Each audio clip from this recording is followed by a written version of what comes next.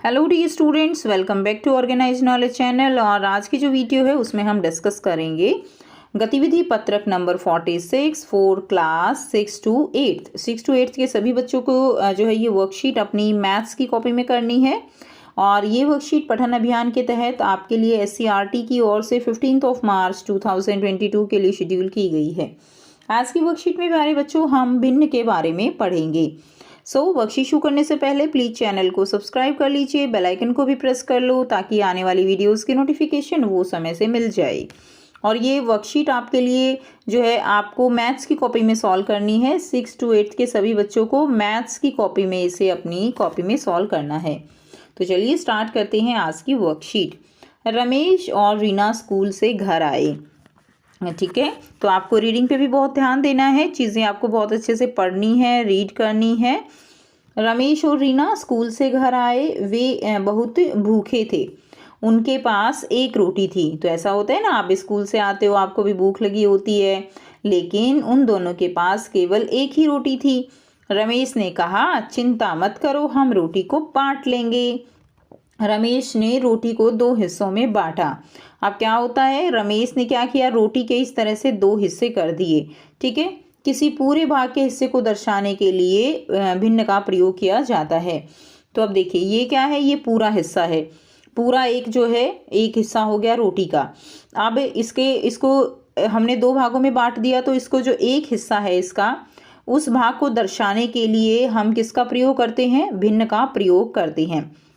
अब आधा आधा ये बट गया, यानी पूरा हिस्सा एक था। ठीक है, उसके कितने हिस्से हो गए, उसके 2 हिस्से जो है वो कर दिए।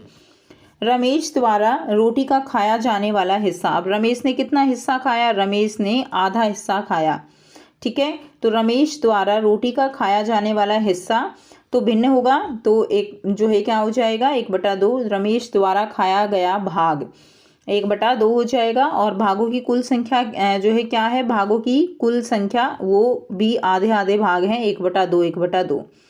ठीक है, टोटल मिला के क्या हो जाते हैं, टोटल मिला के 1 हो जाते हैं।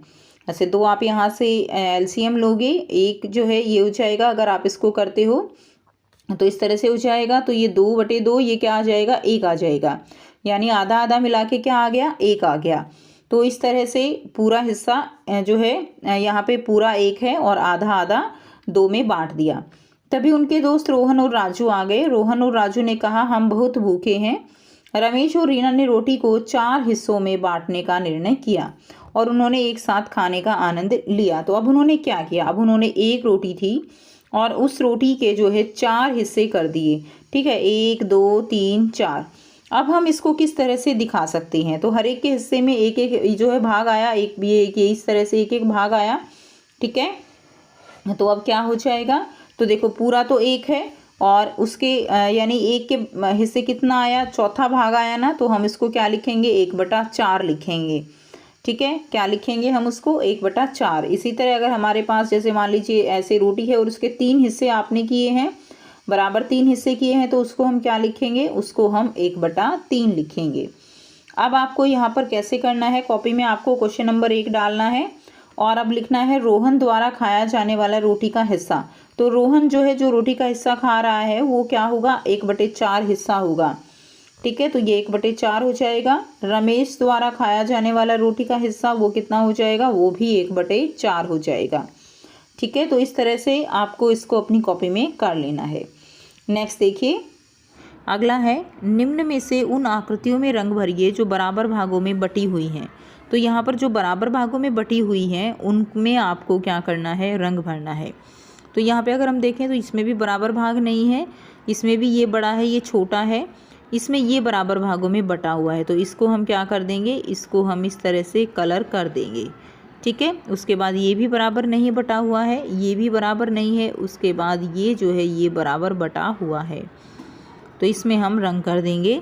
उसके बाद ये भी बराबर नहीं है, अब ये जो है ये बराबर भागों में बटा हुआ है, बराबर 4 भाग हैं इसके अंदर, तो इसको भी हम क्या कर देंगे, इसको भी हम रंग कर देंगे।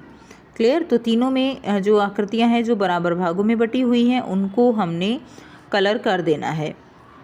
उसके बाद प्रत्येक आकृति को उतने बराबर भागों में बांटिए जितना दर्शाया गया है। याद रखिए प्रत्येक भाग बराबर होना चाहिए। तो जितना दर्शाया गया है उसमें आपको बराबर भागों में इसको बांट देना है। जैसे देखिए इसको 2 भाग में बांटना है तो इसको हम ऐसे बांट सकते हैं, हम चाहते तो ऐसे भी बांट सकते थे, ठीक है। तो 2 भाग हो जाएंगे। अब इसको 3 में बांटना है तो हम इस तरह से इसको 3 भागों में बांट देंगे, क्लियर। उसके बाद 4 भाग में बांटना है तो इसको हम इस तरह से 4 भाग में बांट सकते हैं, ठीक है। हमें क्या करना है, हमें जो है बराबर बांटना है, तो ऐसे हम 4 में बांट सकते हैं। इसको 2 में बांटना है तो कुछ इस तरह से इसको हम 2 में बांट सकते हैं, और इसी तरह से आपको अपनी कॉपी में करना है।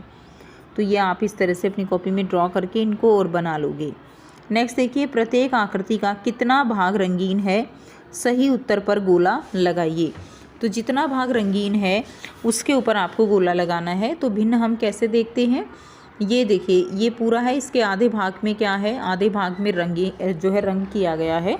तो आधे भाग में रंग किया गया है तो इसमें क्या हो जाएगा, 1/4, 1/2, 4/7, 1/6 दिया गया है।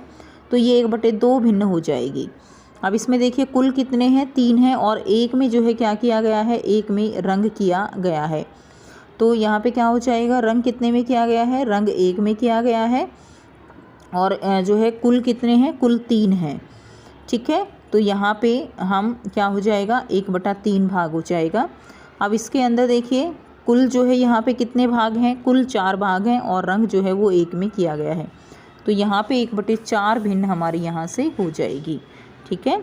उसके बाद नेक्स्ट देखिए, बेकरी केक की दुकान में 7 केक हैं। तो कुल कितने केक हैं, 7 केक हैं। इनमें से 3 चॉकलेट के केक हैं। तो 3 चॉकलेट के केक हैं, टोटल 7 हैं। तो बेकरी के कुल केक में से कितना भाग चॉकलेट केक का है, तो कितना भाग चॉकलेट का हो गया, 3 तो जो है चॉकलेट के हैं, और कुल जो है 7 हैं। तो यहाँ से 3/7 जो है हमें हमारा आंसर हो जाएगा, ठीक है। तो नीचे हम क्या लिखेंगे, नीचे हमने लिखा कि कुल कितने हैं, उसमें चॉकलेट वाला कितना है, वो 3 भाग हैं। तो आंसर हमारा रहेगा 3/7। उसके बाद अब आप अपना नाम यहाँ लिखिए। तो आपको अपना नाम लिखना है, मान लीजिए आपका नाम कमल है, या कोई भी नाम आप लिख सकते हो, कमल लिख लीजिए। अब आपके नाम में अक्षरों की कुल संख्या कितनी है, तो हमारे नाम में अक्षरों की कुल संख्या 5 हो गई। आपके नाम में स्वरों की कुल संख्या कितनी है, स्वर क्या होते हैं, यानी वाउल जो है वो स्वर होते हैं, ठीक है। तो स्वर जो है यहाँ पे देखिए, ये एक ए है और ये ए है, बाकी और ये सारे व्यंजन हैं।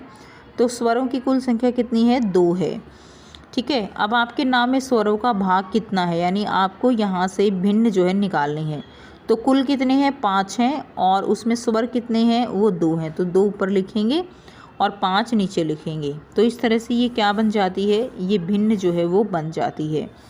इसके लिए आप और भी प्रैक्टिस कर सकते हो। आपकी बुक में बहुत सारे एग्जाम्पल दिए होंगे जहाँ से आप इनकी प्रैक्टिस कर सकते हो और आप ये कॉन्सेप्ट क्लियर कर सकते हो। तो ये थी आपके आज की बहुत ही आसान सी वर्कशीट स्टूडेंट, जिसमें हमने भिन्न के बारे में समझा और सीखा। सो अगर वीडियो अच्छी लगी तो वीडियो को ज़रूर से लाइक कीजिए, शेयर कीजिए और चैनल को सब्सक्राइब कर लीजिए। So thanks for watching, have a nice day.